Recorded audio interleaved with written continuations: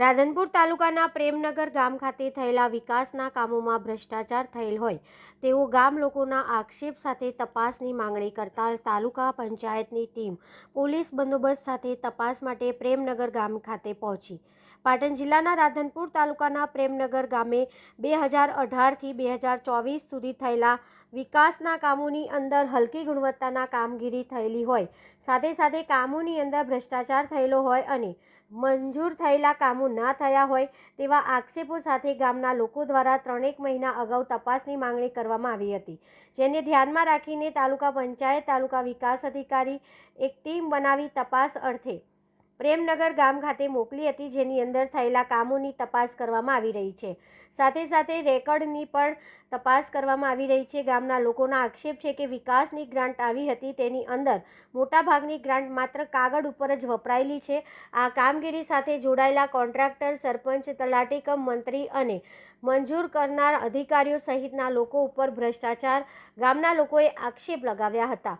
યોગ્ય તપાસ થાય, સરકારશ્રીના નાણાંનો થયેલો ભ્રષ્ટાચાર બહાર આવે, ભ્રષ્ટાચારના કારણે સામે કાયદેસરની કાર્યવાહી થાય તેવી માંગણી કરવામાં આવી હતી। લાખો રૂપિયાના કામોમાં ગેરરીતિ થઈ હોય તેવું ગામના લોકો દ્વારા આક્ષેપ કરવામાં આવ્યો છે। રિપોર્ટર મનુભાઈ ઠક્કર, રાધનપુર। કરેલી હતી એમાં ગામના વિકાસના કામમાં લગભગ 1.5 કરોડ સમથિંગનું કૌભાંડ થયેલું હતું। એના માટે તપાસ સમિતિ આવેલી હતી, પણ તપાસ સમિતિએ જે અમને જેવો જોવે એવો રિસ્પોન્સ આપ્યો નથી અને તપાસ સમિતિ ખાલી એક લોલીપોપની સમાન આવી અને ખાલી અમને આટલા માણસો અહીંયા ખાલી પોતાના બધા કામ ધંધાઓ છોડી અને અહીંયા આગળ ઊભા છે, પણ બધા છતાં એ લોકો કોઈ ઓબ્ઝર્વેશન કર્યું નથી અને ડાયરેક્ટ ઓબ્ઝર્વેશન કર્યા વગર ખાલી ગામમાં આંટો મારી અને જોઈને નીકળી ગયા છે। તમે કેવા પ્રકારના કામોમાં ભ્રષ્ટાચાર થયો હોય તેવી માગણી આઈટીઆઈમાં કરી હતી? મેં સાહેબ ગામના અંદર જો આજ દિવસ સુધી ગામના આટલા લોકો અહીંયા તમારી સાક્ષીમાં હાજરી છે, પણ જ્યારે સફાઈનું આજ દિવસ સુધી 0% આ ગામની સફાઈ છે। ગામનું બોર્ડ પણ દેખાતું નથી, એકદમ 0% સાફ સફાઈનું છે। ગટરની લાઈનમાં જુઓ તો એટલો મોટો ભ્રષ્ટાચાર છે, પેવર બ્લોકમાં જુઓ તો એટલો મોટો ભ્રષ્ટાચાર છે અને જે જૂના કામો હતા એ કામોને રિપીટ કરી અને એની અંદરથી પૈસા ઉપાડેલા છે અને એવી રીતે દર્શાવી અને પૈસા ઉપાડેલા છે। જે વિકાસના કાર્યો ખરેખર થવા જોઈએ એની સમયે અમારા ગામમાં એકદમ 0%નું કામ છે। તો તમારી માગણીઓ શું? અમારું માગણી સાહેબ એક જ છે કે આ સરપંચને અમે બહુ રજૂઆતો કરી, તાલુકામાં જિલ્લામાં બધે રજૂઆતો કરી, પણ જાણે એક બધા અધિકારીઓ આ તંત્રની અંદર સંડોવાયેલા હોય એવું લાગે છે। અમને વારંવાર અધિકારીઓનું પ્રેશર આવ્યું, જે રિટાયર્ડ જે અહીંથી અધિકારીઓ જે બીજી જગ્યાએ જતા રહ્યા એ લોકોએ અમને ઓફર આપી કે તમારે શું જોવે છે, કેટલા પૈસા જોવે છે, આવી અમને ઓફર આપી, પણ સાહેબ અમે અમારા આરટીઆઈ કરી છે, મેં અમારા ખિસ્સા ભરવા માટે કે અમે યુવાનોએ ખિસ્સા ભરવા માટે નથી કરી, એક ગામના હક અને અધિકાર માટેની આરટીઆઈ કરેલી છે સાહેબ।